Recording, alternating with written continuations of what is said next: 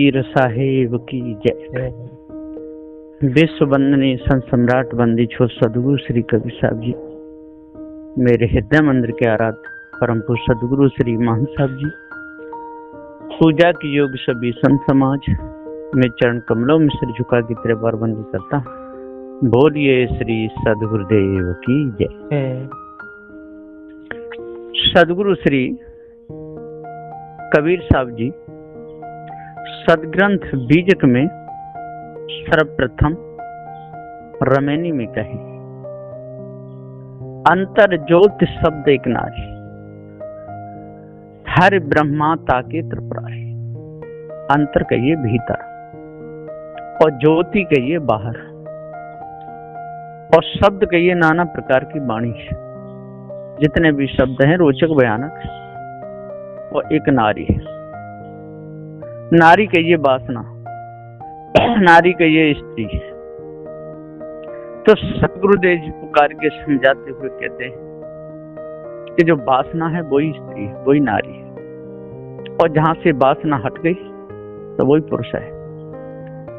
तो यहाँ पर सतगुरुदेव का कहना है कि भाइयों, अंतर हृदय में भीतर जो आप नाना प्रकार की जो वासना जमाए बैठे हो, दूसरे का बुरा सोचते हो या दूसरे की इज्जत बिगाड़ना चाहते हो या दूसरे किसी की प्राप्ति करना चाहते हो या हवन होम करके ईश्वर परमात्मा को आप प्राप्त करना चाहते हो, ये आपकी भूल है।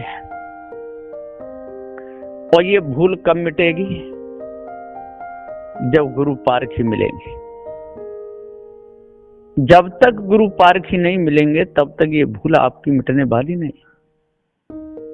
क्योंकि इस भूल में अच्छे अच्छे ज्ञानी चलेंगे, किसी का भी उद्धार नहीं हुआ।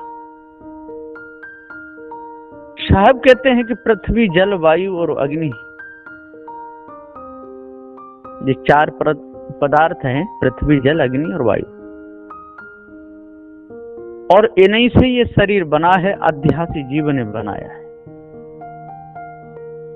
और एक दिन जब इनके द्वारा बना है तो इन्हीं से छूटेगा, चाहे तो पृथ्वी पर गिर के छूटे, चाहे वो जल में छूटे, चाहे अग्नि में, चाहे वायु में, और इन्हीं का बना हुआ है, इन्हीं से छूटेगा, इन्हीं में मिल जाता है ये शरीर।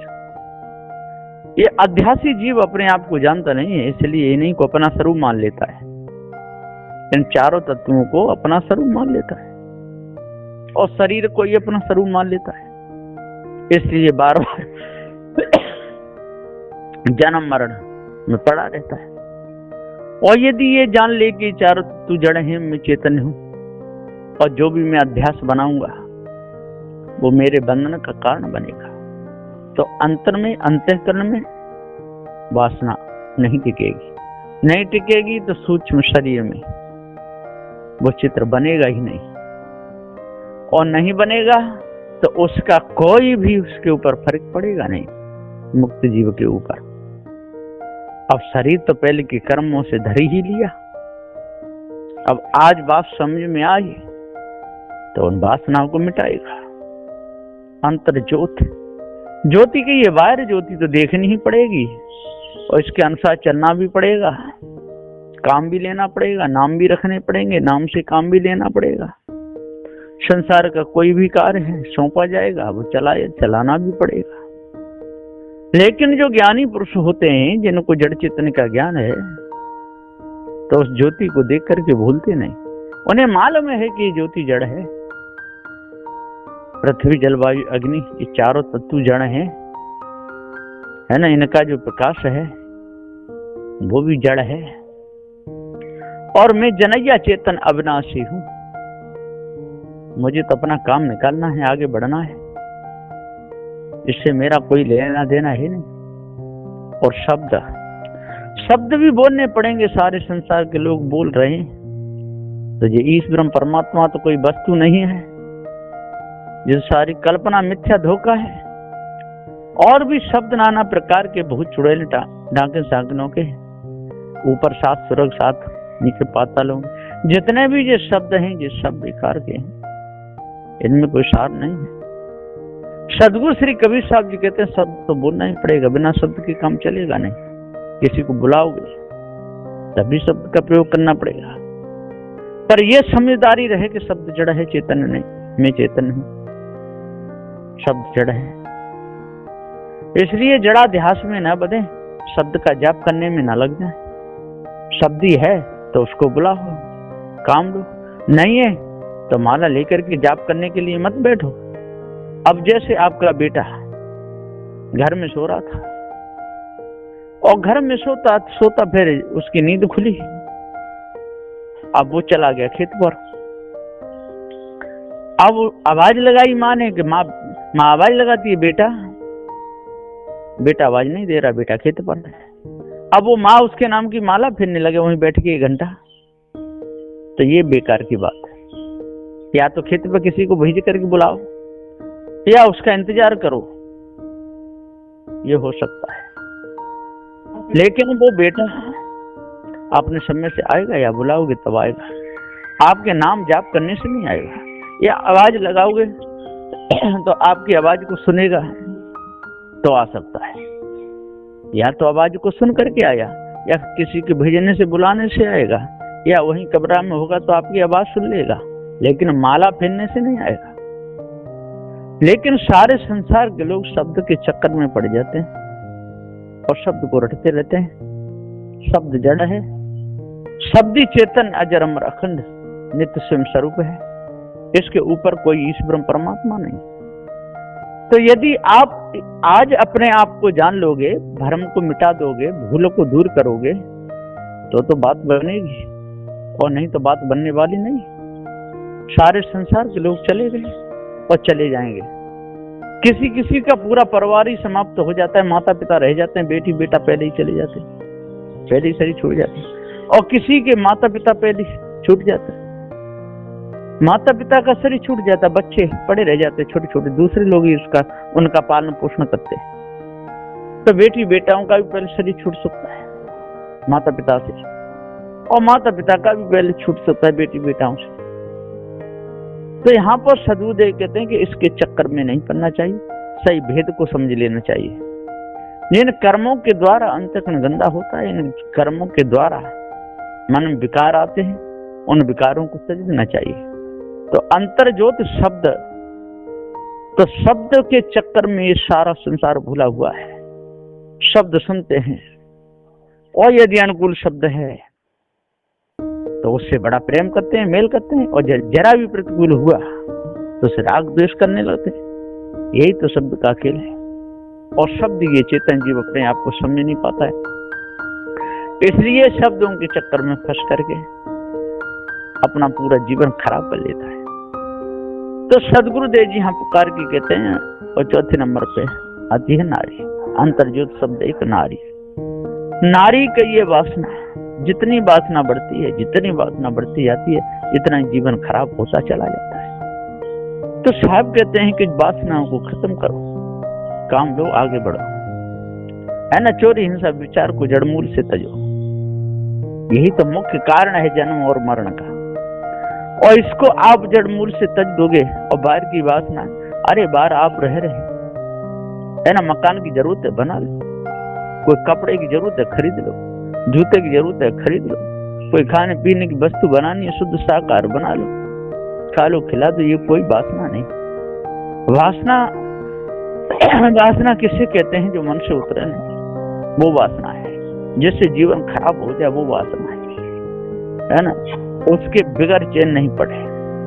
जैसे आपके पास में कोई रहता है, 2 दिन रहा और चला गया, और आप हाय हाय करने लगे, हाय चला गया, हाय चला गया, अरे बुलाओ, और वो उसको खबर करते आना नहीं चाहते, आप उसकी याद में मरे जा रहे हैं, वही वासना है।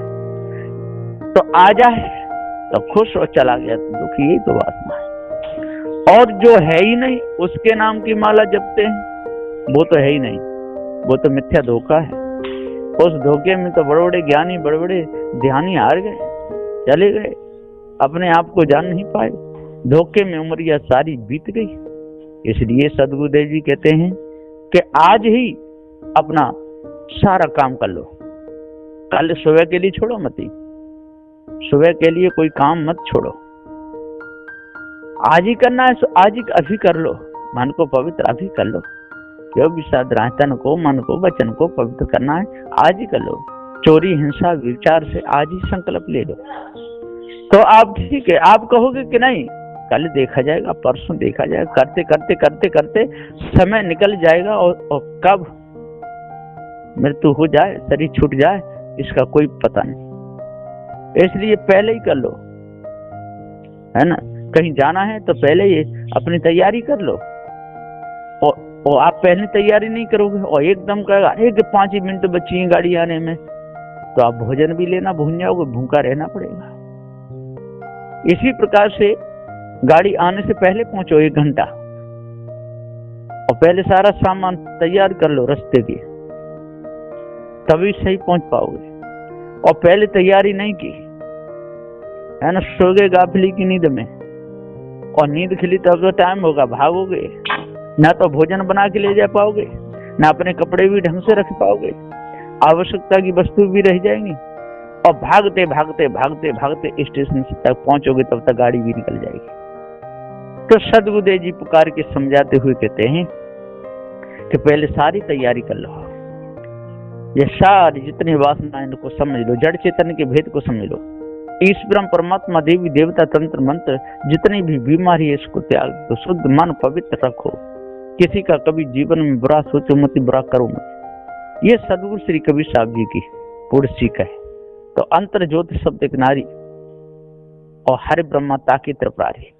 सदगुरुदेव जी पुकार के कहते हैं कि जे हरि ब्रह्मा वो जो त्रिपुरारी थे ना, ये भी ताकते रहे, ये भी कल्याण कहाँ कर पाए, इनका लक्ष्य कहाँ उठाए हटा, स्त्रियों से इनका लक्ष्य हटा नहीं, है ना, विषय भोगों से इनका लक्ष्य हटा नहीं, है ना, बेटी बेटा पैदा करने से इनका लक्ष्य हटा नहीं, और दूसरों को भ्रमा में भुलाने से इनका लक्ष्य हटा नहीं। ये सब ताकते रहे। तो सदगुरुदेव जी पुकार कहते हैं कि रजोगुण तमोगुण सतोगुण ये महा हमारे लिए शत्रु है।